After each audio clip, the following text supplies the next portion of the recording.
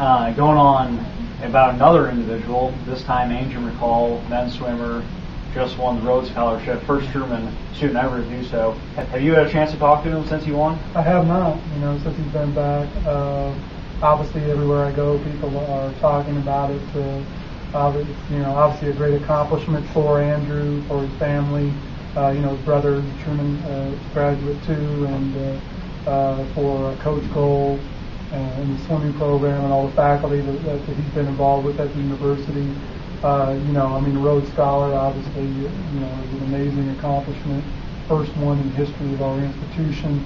So obviously we're proud that the first one is a student athlete. I think a neat story. I did call Coach Gold and congratulated him. And, he told me the story about when he was recruiting Andrew, and Andrew was leaning toward going to a different institution. But the institution he was looking at didn't have swimming. So, I think that's one thing that shows the value that athletics, has here, that swimming, the opportunity to come here and swim, I believe is something that attracted Andrew to Truman, and in the long run, I think helped him make his decision by coming to Truman. So obviously we didn't know at the time he'd be going to be a Rhodes Scholar, but hopefully it's the first of many more. And I know the Board of Governors is going to recognize him this Saturday at the board meeting, and so obviously he'll probably become the poster child for many admissions literature. Obviously, McCall has the 5 All-Americans with swimming. He's got an A cuts, he's got an B cuts.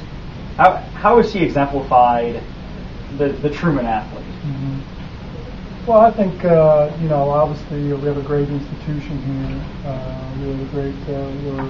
We're known for outstanding academic programs, and our student athletes. We lead the MIAA, we lead the state of Missouri in graduation rates. So I want to win. I would never apologize for telling people that I want to win. Winning is a lot more fun than losing, but I'm just as proud of the fact that we, what we stand for. I think we do things the right way, and that our kids graduate and go on to do great things. And our student athletes lead the way. If you look on the NCAA website, we recently released this year's NCAA graduation rates, and our federal graduation rate is 87%, which is the highest it's been in 10 years. And that's based on scholarship, kids that come in on a scholarship. And then they add on, when they consider walk-ons and stuff, they call it an academic success rate, and ours is at 95%. So again, I'm sure we'll win the award in the MIAA like we always do, with the highest academic success rate, as we should, because first and foremost, we're here to provide really athletics. We're here to provide educational opportunities through the sport that we have. Not that we're using sports to be our main focus. And again, it doesn't mean that we don't want to do everything to provide the best possible experience for them and be successful. And part of being successful is, every student athlete wants to win, every coach wants to win, every AD wants to win. So that's the fun part of it too. But obviously what he's done is the total package for liberal arts. He's a student athlete, plus he's a violinist in the university orchestra, All-American swimmer, and now a Rhodes Scholar. So it's just, I can't fathom, having those kind of credentials. Exciting times as far as McCall and Sharp goes. On the flip side, earlier this semester, men's basketball player Brandon Griffin was indicted, 1 count of deviant sexual assault.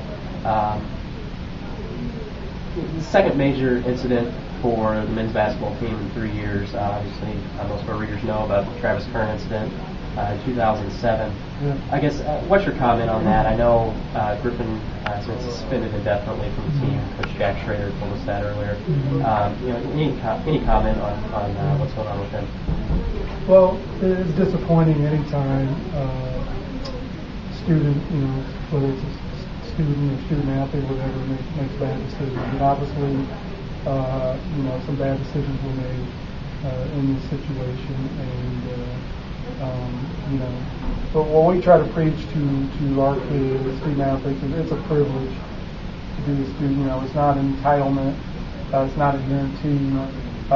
Really, they need to look at it as a privilege. They have a great opportunity You know, if you ever see the commercials on the NCAA, there's over 300-some thousand student athletes, and most of them aren't going on to career professional sports, whatever. But you know, 300,000 is really a small number when you look at the number of college students across the country, and it's disappointing any time that poor decisions are made. And you see it, you know, obviously you see it in this case on our campus.